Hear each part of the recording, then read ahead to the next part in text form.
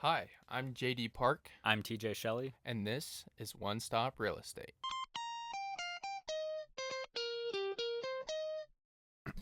So, today we're going to be talking about buyer due diligence, Yep. what that is, and what you should be doing.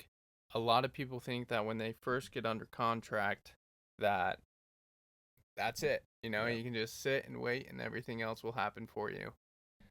We're here to tell you that it is not the case. So, we actually have a checklist of things that you'll want to do for your buyer's due diligence period. This period is designated by your agent or in the contract for how long that the deadline is for. So this is a time where you can check things, make sure that everything's right with the house. It allows you for a more in-depth time period to find out all the information that you can about the home. Yeah. I think a lot of times buyers get hesitant about putting offers on homes, which obviously when you put in an offer, you should be very serious about it. Mm-hmm. But I think a lot of times buyers get scared and they don't want to put offers on things because they feel like once they put the offer in, it's go time. Yeah. But I mean, you're given time, and obviously this is what we're going to be talking about. But Yeah. And especially when you're putting earnest money down, you're Yeah. like, well, if I put this down and something's wrong with the house or something is going to go Yeah. astray, that money's lost, which Yep. is not the case. You actually have two time periods where you can get your earnest money back. One is the buyer's due diligence, and then the other one is the finance and appraisal. Yeah. And just for people listening, who sets that? Yeah, Time so period. that's actually set in the contract. So as your realtor is going over the contract with you, you can say, "Hey, look, this is an older house. It might need a lot of work. We want a longer time period." There are some kind of standard time periods that people usually use. The first one for the buyer's due diligence is usually about 2 weeks, so 14 days, and then a finance and appraisal deadline, you can do it in about 21 days. Yep. Obviously, the more time, the better, but a seller also doesn't want to be in a position where earnest money can just be taken back and then they have to start all over. So you kind of get some butting of heads, but the more time that you have as a buyer, the better. Yeah. And it's not 2020, 2021 anymore. Like you have time to do your due diligence, go through the processes and make sure Yeah. you're getting what you want. There's no surprises. Yeah. That being said, I don't think that you should lollygag with it. Yeah. I think as soon as you get under contract, you get going Yeah. on home inspections, whatever testing you want to do. I want to hop right into the list because it is kind of an extensive list. It's it's a document that is provided to realtors. I will also have a document that I can send out to you guys. If you guys want the document, feel free to email us, and we can get that sent over to you. But the first item on the list is building and code compliance. Yep. What is that? Like, why does that matter if it's up to code or not? If it's not up to code, then it's not livable. Like on the financing end, if the property isn't in good enough condition to live in, you can't purchase it as a residence. Yeah, yeah. And it's hard to rent out. Yeah. If it's not up to code, you might have some problems if you have ADA issues, things like that. Yeah. Who can tell you if it's not up to code? That is a question I do not know. So usually a home inspector will know what the code is, and they'll they'll just tell you what's wrong with it. They have training on it. Some of it can be a little ridiculous, like where the height of sometimes home a inspections railing. scare you. At least for me as a buyer, we're talking Mhm. with my clients too. Home inspections can kind of scare you a little bit. Yeah, absolutely. That is one of the other topics that we'll be able to go dive deeper into.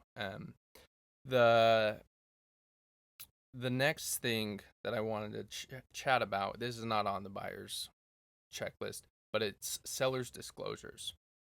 So you have 4 days as a seller to provide documentation to the buyer. That documentation is listed in the REPSI, and you can actually add additional things if you would like. But It's HOA, CCNRs, rules and regulations, budget, all of that stuff. And then if you have a tenant in place, you actually have to give them leases, management agreements. Pretty much any documentation that you have to give to the buyer. You also have a document that you fill out when you get your house listed, and it's called for short, it's SPCD, and that's Seller's Property Condition Disclosure. You'll fill that out. It'll ask you a bunch of questions, and you need to be honest. You can't try to hide anything, otherwise you're liable. Yeah, you're liable, can get into a lot of legal trouble. But all those documents are given to the buyer within 4 days of going under contract. So as a buyer, you'll want to read through those, and it's a lot of stuff you have to read through. It's not necessarily fun, but it is but you good want information. To know. You need to know it. Yeah. Especially if it's something with the HOA. Like you decide to have 3 pets, but the HOA only lets 2 pets, and they have to be under 75 pounds. So you need to know that information. But that's 4 days, like I said. The next one is rental of property. I've seen this where somebody wants to Airbnb a property, or VRBO, short-term rentals, and that area doesn't allow it. A big area that is cracking down on Airbnbs is St. George. I know you're aware of it, but not everybody else is aware of it, because everybody wants to go visit St. George for a weekend, especially in the winter. It's the perfect second home / short-term rental destination for absolutely.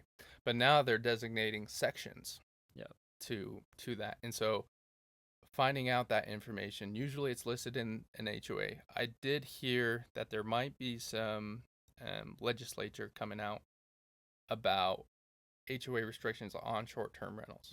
I think that will be interesting for the future. And I could be wrong on this, but isn't there's some places where the city deems it that you can't have short-term rentals. So even if the HOA would allow it, there's some places where the city doesn't allow it. Am I right on that? Yeah. No, I'm pretty sure. Pretty sure that that's the case. So, yeah, I mean, doing that research, I mean, you'll know if you have an intention of doing short-term rentals to begin with, to check for that. But if you're buying a house and planning on living in it, and then you're like, oh, maybe I can Airbnb this in the future. You gotta know. So that's good stuff to know. Next is hazardous waste and toxic substances. You can do that by having like a meth test, any sort of documentation from the seller. There's a whole bunch of stuff that you'll want to know about. I mean, meth sticks on the walls like forever. It's almost impossible to clean. They have companies out there. There's one in Utah, I think it's called Meth Mob. Is that it? And they try to clean it. They go and teach classes all the time. But it's hardly ever registers back at 0. No, it never no does. Evidence, No, like you can get into the 90th percentile, but after that, it's there. So it will always show up. And if that comes back on a inspection or something, you're kind of screwed. And you'll have other stuff too, like a lot of what's west of I-15 was maybe steel factories, plants that were there back in the 50s and 60s. So you'll have, it's called Superfund sites, where you'll have to sign things saying, well, there might be hazardous material in the soil, we've treated it. So you run into things like that more often than you would think. Yeah, absolutely. And with the radiation and everything, like you'll just want to know what's going on, what you're going to be living in. If you plant a tree, if it's going to kill you. Yeah, absolutely. Same with smokers. Like everybody knows when you walk into a house and a smoker has lived there, like this is the first thing you notice. So that's your chance to. Oops, I just dropped my notebook. That's a chance to make sure that you're okay with those living conditions. Next is radon, which is kind of similar to the item we just talked about. But radon is an interesting little fella because it sinks into the ground, right? So it's found in lower levels, especially in the basement. I actually just had a house. Well, the house is currently under contract, and they found radon in an unfinished basement. And as I was doing more and more research on radon, um, there is a difference between if it's in a ventilated basement and a finished basement versus an unfinished. There's not as much sealant. I mean, obviously that the basement isn't finished, Yeah. so there's no drywall, there's no paint to seal out the radon, and then also it doesn't have the proper ventilation, and so there are a ton of factors that go into it. But Yeah. when they do testing for radon, it's in the basement on the lowest level, and it sits there for 3 days, and then it comes back with a test. I would recommend everybody to go look up radon and what the average amount of radon in a house in Utah Yeah. is, and it's like 5.5. Okay. That's something I feel like we could do an episode on too, because radon is something I see buyers ask for radon mitigation all the time, Mm-hmm. but I have no understanding of how radon works. Yeah, yeah. But in Utah, it's 5.5, and the recommended remediation action level is like 4.7 or something. So it's like the average house in Utah Has is it, yeah. Yeah. So, and the 4.7 or 4. I don't know exactly what number it is. It's in the fours though. Yeah. It says it's the equivalent of smoking, I think it's 2 cigarettes a day. Yeah. So that's kind of nuts. That is nuts. Just to be living in, but something to think about. Yep. The next item is surveying and staking. What that is property lines. Yep. You need to know where your property line is, because if you decide you want to build a shed or something up to there, like you don't want to put it on somebody else's property, because then it becomes an encroachment. Then there's a whole bunch of illegal issues. The building, Vision Real Estate's building, had an issue like that. Yeah. The house right next to it, because in Provo it used to be just a bunch of houses, old houses downtown. We bought a lot and built on our property line, and their gutter actually hung over onto our property line. And when we were digging out our water, we accidentally hit their sewer line because it went under onto ours. So that's kind of a funny story, but knowing that information, also great. Yeah. Especially if you're working with land. Like if you're buying land, you want to build your dream home. It's a little bit, there's no fences, or it can be trickier for sure. So getting a surveyor out there to put stakes of where exactly your property line is. And can you find that, like, that should be in part of the legal description on the county records, right? Or how can people find what their property line should be? Yeah, so if you go to the county records, there's usually a parcel map. Yep. And the parcel map will give you just like a standard overlay of where all the properties are, but then you can also change the setting to a satellite overview, and so it will show you like trees and things like that and where that property line goes. Yeah. So that will give you a general idea of where the property line goes. It's not always 100% accurate. Yeah, especially if it's satellite. Like one of the first loans I did had an issue where, according to the satellite image, like half of a shed and half of their yard was in someone else's yard, but it's just the way the satellite looked. Yeah. So, but it gives you an idea for sure. Absolutely. The next is home warranties. Yep. Home warranties, we have an episode on it already. Yep. So I'm not going to go into detail with that. It is your time to find and pick a home warranty. In the contract, it can say who pays for it and who picks it. Make sure that you have the items that you want covered in the plan that you choose. But other than that, I'll just refer you back to our home warranty episode. Flood zone and insurance. I'll let you take this one because you said that. Yeah, this is something I don't ever look at the actual buyer's due diligence checklist. I just see what we do on the financing side. But Mm-hmm. like as far as the loan goes, we always have to make sure that the home is not in a flood zone. If it is in a flood zone, then obviously we require flood insurance. Yeah. So when you're buying a home, flood insurance is expensive. So if you're in a flood zone, you're obviously going to want to know what insurance coverages you need and how much they're going to cost. Yeah. And since you're a loan officer, you have that. You already have that built in where you check for that. Yeah. If someone's paying cash, they don't have a loan officer. Yeah. They don't check for that. So this is a good list to have, especially if you're being a cash buyer, because then you're like, oh, this is something that they've already pre-built into their system. It's probably pretty important. Yeah. So, no, that's smart. Next is HOA and title issues. Whether that's the preliminary title report or the rules and regulations that you're in. You also want to know if you have a master HOA as well. Even if you are in a single family like residential HOA where they have less restrictions, you do want to know what you can have. Even if you don't even have an HOA, some subdivisions have CC&Rs. And I actually sold some in Mapleton, and one of the rules was you can't have a chain link fence. Interesting. You have to have vinyl, and it was for the purpose of making sure that the neighborhood looks good. Yeah. So, you gotta know this stuff.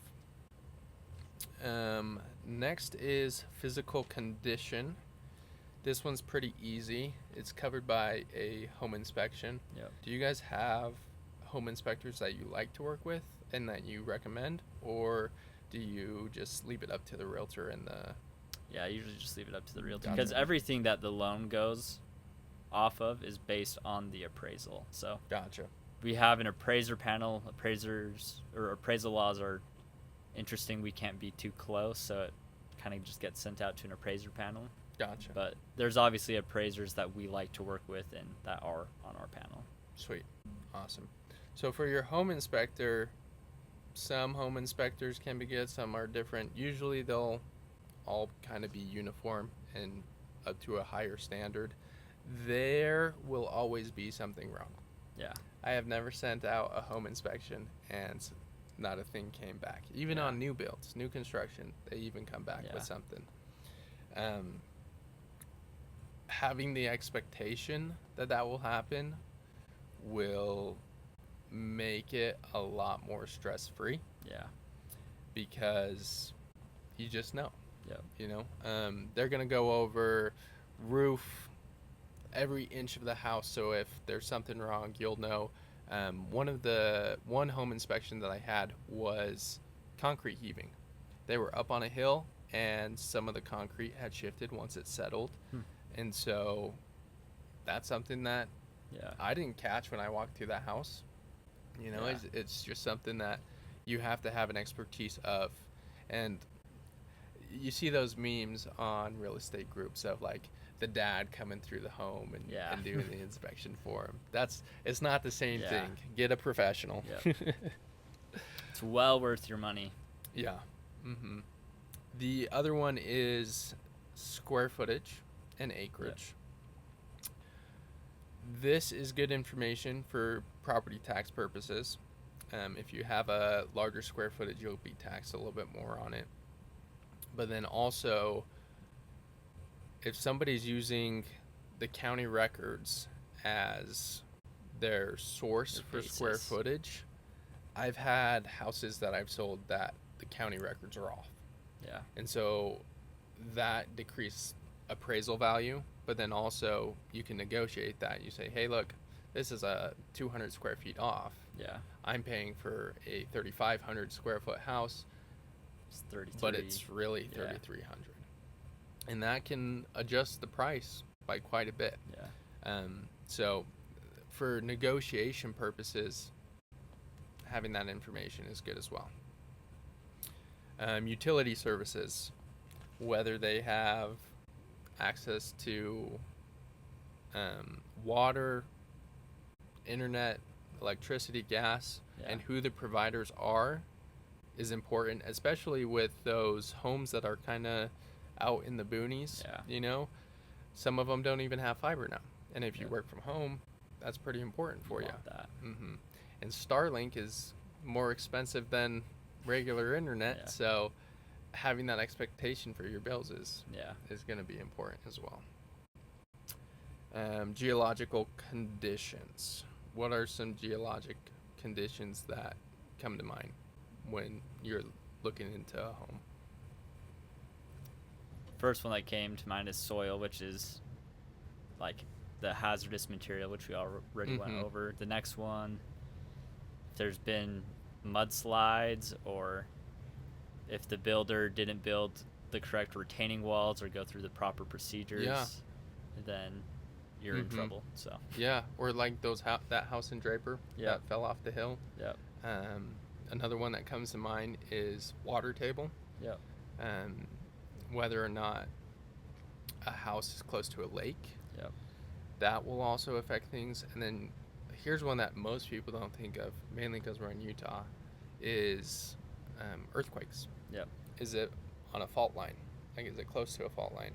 Um, and so you can look up something called a liquefaction table, which is pretty much tells you what your risk is of yeah, having an earthquake, and there are liquefaction zones that are more likely to have problems with the ground shifting. yeah, So that might be useful to look up as well. But I agree with you 100% with the mudslides in the hill, yeah, because you just hear horror stories about yeah. people's fences, and Just houses getting disappearing. rolled over. Yeah. So no, you hit it right on the head. Mold kind of goes under that, toxic substances as well. Um, Most mold's not that bad. Yeah. It's really easy to remediate. There are different types of mold that can be more deadly and harmful. So just a quick understanding of what that is. Um, not too crazy. Housing compliance, zoning. That is what comes to mind for that, especially if you're looking for rentals. Yep. In the Provo and Orem area, they do have zoning laws that only allow 3 unrelated individuals to live in the same house or one single family. Yeah. So if you buy a 5-bedroom house thinking that you're going to get $600 Yeah. per room, think again, because if Provo Housing Yeah. gets word of that, they're going to make you go down to 3. Yeah. If you have some annoying neighbors, or they Mhm. notice there's too many cars in the Yeah. driveway. Yeah. Mhm. And so, as much as you would like to stick as many individuals as possible for rents, you do have to follow those rules. Yep. Property taxes. You can find out what the previous year's property taxes were on the county records. Your real estate agent will also have access to that through the MLS by pulling a report, and it will show you what your estimated property taxes are. And you can do some quick math and take that number divided by 12, and you can estimate how much you'll pay a month. Yep. And for, like, if you're looking at a house too, if you find a house that you like, if you just Google, say you're looking at a house in Provo, Utah County property records, or you're looking in Sandy, Salt Lake County property records, and that's how you can find them. Some of them can be a little bit more difficult. Yeah, Salt Lake is a little bit trickier. Yeah. My parents sold a house in Tooele. Tooele counties is not great. It's Yeah. not super functional. But you can get there eventually. Yeah. Just might take you a little longer. A while to figure it out. Yeah, take some navigation. I want you to talk about public infrastructure district, since you had an experience with this, and kind of explain what that scenario was Yeah. and why it's important to look into. So, and it might apply for this. It might be a little bit more broad, but basically the public infrastructure, I'm spacing on it. Public infrastructure. What's the D stand for? Public infrastructure district. Okay. So it's just that area. Okay. So like the public infrastructure district, if you live in a certain area, maybe if you, and this isn't the case in Provo, but say you live in Provo and maybe there's like a nicer part of Provo with a separate school district. Maybe you have, for living in that specific area, you have higher taxes that are specific to that specific part of the city. Yeah. Or a call that I just got off of 20 minutes ago was somebody calling me about something called the Mida tax. So up in the Hideout area near Park City, they're building the Mayflower ski resort. Mm-hmm. That was originally supposed to be like a military bit, like a almost like a benefit for military members that they could go and ski at Yeah. Mayflower. And then it got bought by Deer Valley. So now it's open to the public. So they're coming up with some type of remediation to still give a benefit to military members. So they're enforcing what's called a MIDA tax, which basically is a tax where every additional home that's built, they're going to get a one-time assessment that goes into a pool that will essentially help with military member accommodations at this resort. So sometimes there's going to be weird instances where you are assessed an additional tax or fee based on the place that you live. Awesome. So that about covers it. There is some other things like income tax, energy efficiency, just some basic things that you need to know of that will affect you if you're in an area that has certain laws and practices for energy efficiency, such as recycling, or solar panels, things like that. So we have all this information now. Great. Yeah. Now we know that we're living in a crappy place. What can we do with this information to benefit us during the contract? Yeah. And this is why I was talking to JD about this. If you're a buyer, I don't understand why people choose to go unrepresented as a buyer a lot of times, because you might have all of this information, but you may not know how to approach negotiating the contract based on the results that come back through this due diligence checklist. So if you have an agent, they're going to know maybe you have radon issues. They're going to know companies that they can get bids for radon for. They know good companies that are trustworthy. They're really going to put you in contact with experts in each field. They can help you get estimates.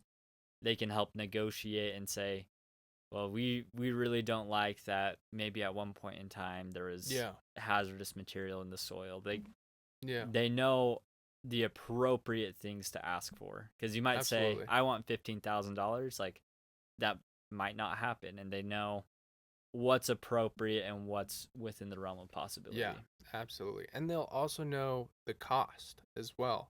Say like the roof is damaged, right? Yeah. They'll know maintenance people that will can do give a good a quote, job and give you a good quote. Yeah. And so when you get a quote, you can ask for that amount, right? Yeah. It's a good idea to have a realtor to kind of help you through that, because they do this every single day. Yeah. You know, this is their job. They know the people, they know the industry, and they know if it's going to be a big deal or not. Yeah. And when it comes to negotiating, you have until the buyer's due diligence to negotiate those items. Yep. After that timeline, the seller no longer has to negotiate. Yeah. You know, and it has to be in writing. That's the other thing. So you have to have addendums, things like that. And they'll have the relationship with the other realtor and know how realtors work. I mean, everybody wants the best for their client, so you really got to fight tooth and nail sometimes with a realtor to get their seller to change. And on the other side, same with a buyer, because everybody wants the most. Yeah. And we just want to get the deal done. Yeah. You know, we want what's best for our clients, but we also don't want the deals to fall apart. Yeah. So we're the middlemen mediating it. Yeah. So yeah, and so that gives a brief overview over what you should be looking for in your buyer's due diligence process. And yeah, no, it's smart to know all that info. The more Yeah. info you have, the better. Yeah, exactly. So Thanks for listening. yep, thank you guys. The One Stop Real Estate Podcast is a production of Vision Real Estate. I'm TJ Shelley with First Colony Mortgage, NMLS 1674331, with First Colony Mortgage, company license 3112.